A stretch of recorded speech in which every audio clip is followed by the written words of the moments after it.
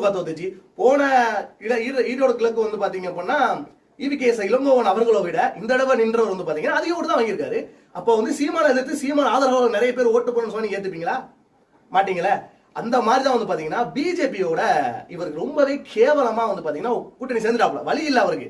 கூட்டணி சேர்ந்ததுக்கு அப்புறம் என்ன சொல்றான்னு வந்து பாத்தீங்கன்னா ஒரு குறிப்பிட்ட ஒரு கொஞ்ச நாளுக்கு முன்னாடி அண்ணே நீங்க சங்கியானே பிஜேபியில சேர்ந்து சொல்றீங்களே அப்படின்னு கேட்டதுக்கு செருப்பு பிஞ்சிருடா அப்படின்னு சொல்லி சீமான் அவர்கள் சொன்னாரு. ஆனா இப்ப என்ன சொல்றானா சீமான் அவர்களை வந்து பாத்தீங்கன்னா இப்ப சீமான் என்ன சொல்றாரு, சங்கினா வேற யாரும் கிடையாது, நம்மளுடைய சகோதரர் தான் சங்கின்னு சொல்றாங்க. நம்ம சகோதரன் உனக்கு சகோதரர் உங்களுக்கு சகோதரன் வச்சுக்கோங்க.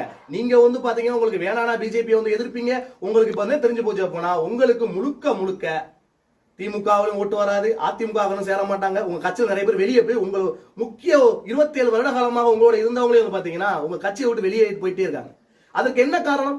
ஏன் நானே கேட்கணும், புத்தி சுவாதம் இல்லாம அவங்க வெளியே போறாங்க. கொஞ்சம் பேர்